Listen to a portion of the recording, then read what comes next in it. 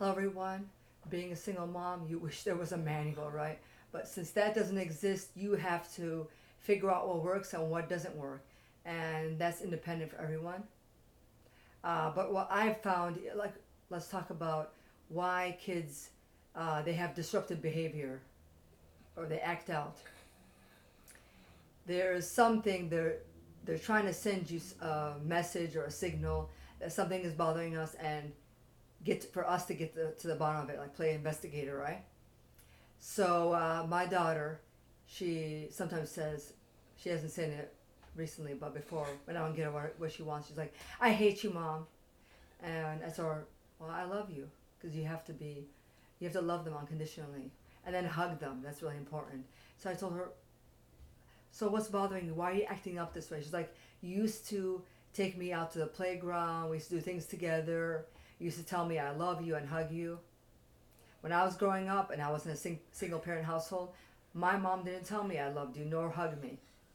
But I said that when I get my own kid, things are going to change. And I'm going to tell him or her, that I do love him. And I'm going to mean it." So I figured out what's going on, why she acting up, right? I work in the daycare, and sometimes you think it's a single parent issue, but there's two parent households, and I've observed kids who have both parents at home, and they get the kid whatever they want, but yet these kids are the ones bullying others, hitting, kicking, yelling, talking back, saying no, and I've confronted the parents, and I'm like, "Your kid's like this," and they're like, "What are you talking about?" Because no is not an answer they've given to their kids. It's always been yes, yes, yes, yes, and they always try to blame it on another kid having that behavior and teaching it to theirs. So you get basically no response, and what you're trying to do is help them allow their kid to be a better kid and a better person in society. So they play Santa Claus by getting their kids whatever they want to mask that need that's not met. But apparently it's backfiring. So what they needed to do is get to the root of the problem. Maybe that kid wants to spend quality time with them, and when they keep giving them so many kids and being so generous, so many gifts and being generous, the kid has no appreciation or gratefulness for what they have. They're like, "Okay, I'm going to get whatever I want anyways," and they grow up thinking that way, and that leads them to do dangerous, fulfill, to have dangerous desires and needs, and dangerous lifestyles, and it can put them between death or prison. Governor Newsom signed a bill where disruptive students in schools are not to be suspended when they have this behavior in classrooms. It's so there's no ramification. The ramifications are for the well-behaved, well-mannered kids who actually go to school and are not rowdy to get an education, and they don't get one. What is the role of teachers of today? Is it for them to teach or uh, play parent? Because that's what it seems like. It's the latter. That's not their job. That's not what they're getting paid for. So the reason why they came up with the California Governor Newsom, he signed a bill.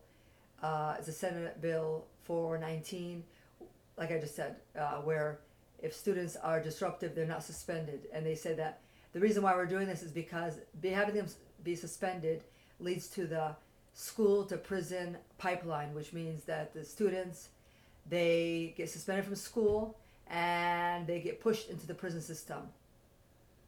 Now that's not a sole contributor to them going to prison. It doesn't hold much weight if you ask me. The theory that I think is the contributing or crucial factor to keep in mind is home to prison pipeline, because it starts at home. You got to get down to the root of the problem at home, and it's our job as parents to play investigator and figure out what are we doing or not doing to help our kids, and what should we do to help them be better kids, better people in society. Because we don't, if we mask that void with gifts or over generosity, we allow them to, like I said before, have those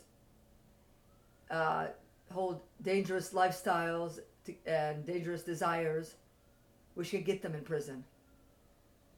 So it's important that we, as parents, be the best that we can be and help our kids. They're throwing out signals to us, red flags for us to listen, and we need to open up our ears and sit with them and be patient about it, and don't get frustrated or upset when they try to vent their frustration and say, oh, I hate you. Just let that go. Don't put any power to it, because if you do, then you'll see that repeated behavior. Like if I didn't already say that, I've heard my daughter say, well, I hate you, and I'm like, I love you. So I don't let it bother me, and over time, they're like, the kids, we're saying that, we're trying to press her buttons, and it's not affecting her, so why are we doing that behavior? So be there for your kid. Figure out what's going on with them. What is triggering this disruptive behavior?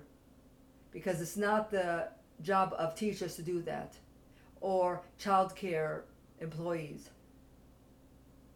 It's our job as parents. I hope that helps. Thank you for watching, and have a wonderful night.